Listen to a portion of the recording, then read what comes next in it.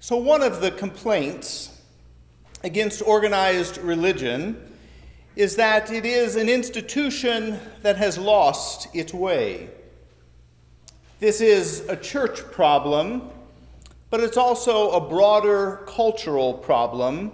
And the church as an institution, rightly or wrongly, and I would say a little bit of both, has been swept up in this larger cultural movement.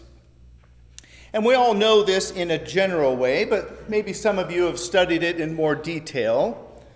But trust in institutions has been in a state of rapid decline for well over more than several decades. Actually, if you place the graph of religion which has been in decline and you overlay that, the graph of institutional trust which has been in decline, they're very similar graphs. Trust in institutions started their decline in the 1960s, and many point to the Vietnam War or Watergate. Since the decline in religion has followed the broader distrust of institutions in our society, let's begin there. We will look at some of the research through the eyes of the millennial generation, since they are the group most missing from the institutional church. Of 10 major social institutions, just 2, the military and scientists, garnered majority support from millennials on the question of whom do you trust to do the right thing most of the time. That's according to recent polling by Harvard University's Institute of Politics, but there are similar findings by the research of the Pew Research Group. The lack of trust in longtime pillars of society among millennials is striking, both for its depth and its breadth. No one is spared their sideways glance. The media gets it worst, with 88% of millennials saying they only sometimes or never trust the press. Wall Street doesn't fare much better, with 86% of millennials expressing distrust. 82% distrust Congress. 3 and 4 millennials, 74%, sometimes never trust the federal government to do the right thing. The Supreme Court, once a beacon of trust society-wide, isn't seen that way by millennials, with 58% saying they are only sometimes trusting or never trust the nation's highest court to do the right thing.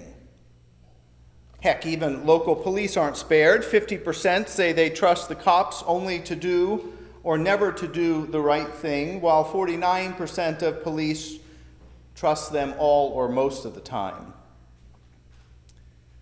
Now, it's easy, if you are not a millennial, to roll your eyes at these numbers. What could be more distinctly millennial or just plain young than not trusting institutions? After all, in the mid-1960s, some of you might remember a man named Jack Weinberg, and he insisted that no one should be trusted who is over 30. But to dismiss millennials' distrust in institutions is to miss something bigger at work here. Society-wide trust in institution is at a near record low. And how does the institution of church fare? According to a recent Gallup poll, only 41% of millennials had some level of trust for the church to be and to do the right thing. That means that 59% didn't believe or trust that the church would be or do the right thing. One article I was reading talked about millennial distrust of institutional religion in this way. According to Josh Packard, professor of sociology at Northern Colorado University, author of the book Church Refugees, and organizer of the De-Churched Project, millennials avoid most social institutions, not just religious ones.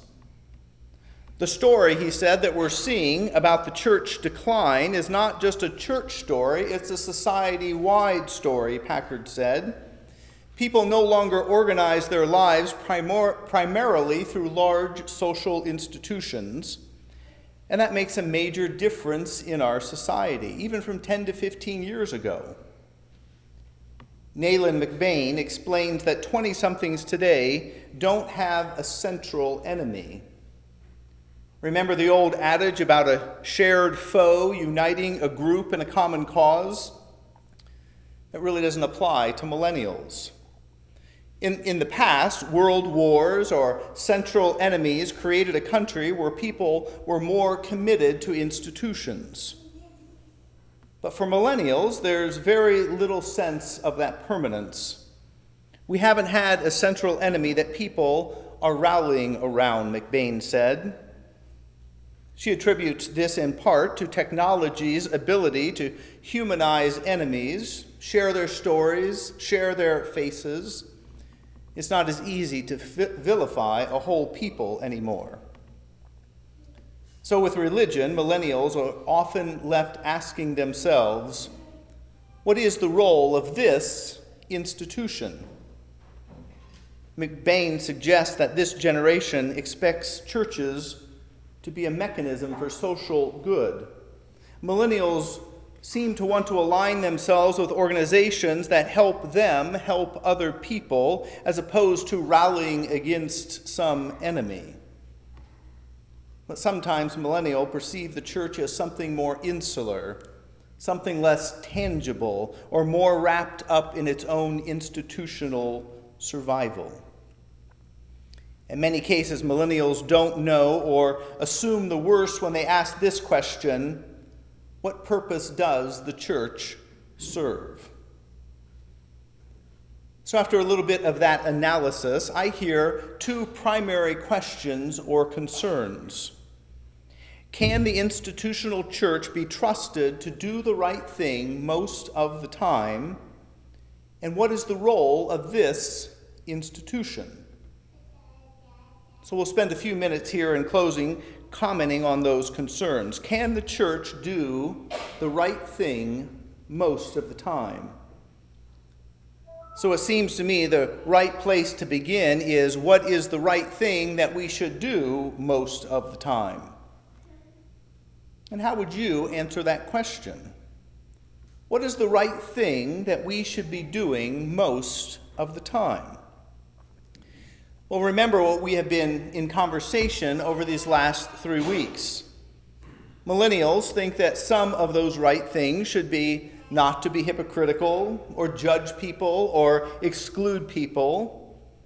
They are open to diversity on many different levels, are more concerned about right practice than lining up behind right beliefs, and they want an authenticity of spirit and to care for others through loving actions.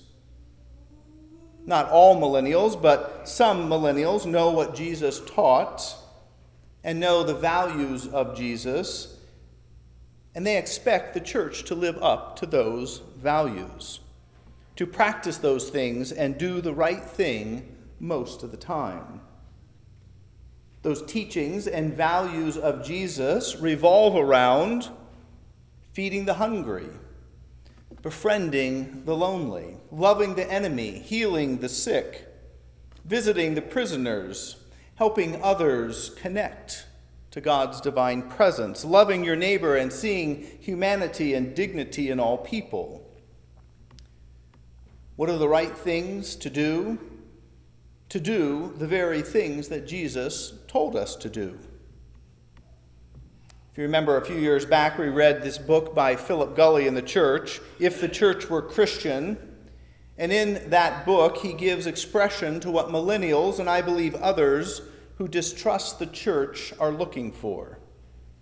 If you remember, he asked this question: what would the church look like if meeting human needs were more important than maintaining institutions? So what would the church look like if meeting human needs was more important than maintaining institutions? To help get at this provocative question, he shares this insight. He says a significant barrier to church participation is the understandable cynicism of people who believe the church has lost its way. Having witnessed the church's limited vision, they no longer believe the church can be a transforming community. Gully says, I've talked with scores of people. Curiously, they are not usually angry at the church. Rather, they are saddened by the church's failure to live up to its ideals. I remember one woman telling me once, he said, the church breaks my heart. I so want to find a church that will make a difference in my life and in the life of others. But they end up caring more about themselves than they do others. She was not angry. Her words were not harshly spoken. She was resigned to what appears to be a common reality in most churches, that after a while they just end up existing largely for themselves. He then offered one example of a church that seemed to get it right. He came to this new congregation thinking that it was his job to teach them compassion or how to be compassionate. But he came to realize that they were teaching him. He says, I would go to visit someone in the hospital only to learn that others had been there before me. I would hear of a material need, and I would go to meet it only to find someone had been there before me with money or food or assistance. I heard stories of alcoholics befriended by the church and how they had restored them to health or given them employment. In my years there, I have seen homes opened up to the homeless, money raised for the poor, food given to the hungry, the lonely befriended, and mercy shown to the despised. What is the right thing we should be doing most of the time? While many churches or church leaders end up valuing institutional maintenance and survival, giving good reason for distrust and non-participation, we must remember that the institutional church is a means to an end. And the primary mission of the church is meeting human needs and helping others experience transformation. At the end of the day, it's important to remember that while the institutional church is important to us, Jesus appeared to give it little thought. I believe what most people are looking for is an opportunity to help and assist others on the road of life and have some transforming experiences along the way. When you study the life of Jesus, what attracted people to follow him? Well, I think they wanted to be part of what he was doing in meeting the needs of others. Time after time, meeting human need took center stage in his life and his ministry. And if we do that, and if we invite people into that kind of lifestyle, if we can show people that kind of community of faith, be that kind of community of faith, trust rather than distrust, trust will once again increase, and God's kingdom will flourish. Amen.